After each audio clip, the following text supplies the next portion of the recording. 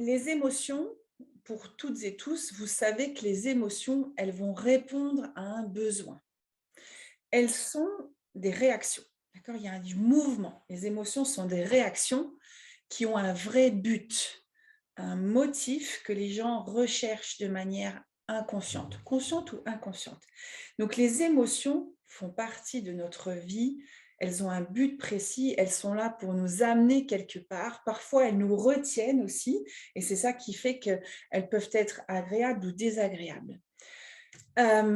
J'aimerais, en tout cas, vous partager une chose, c'est que pour moi, on ne p on ne peut pas, mentionner une émotion comme positive ou négative, et je vais vous expliquer pourquoi.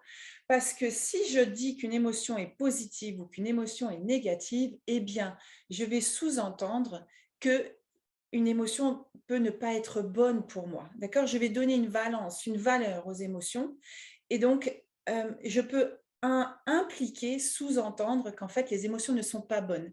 C'est pour ça que je suis moi très sensible à la manière dont on parle des émotions et surtout dont on en parle aux enfants, parce que quand on dit: «Regarde, la tristesse, c'est une émotion négative», eh bien, on va avoir tendance à se dire: «Ah mon Dieu, il faut absolument pas que je ressente cette émotion-là», ou alors la colère: «Ah, c'est pas bien», et cetera.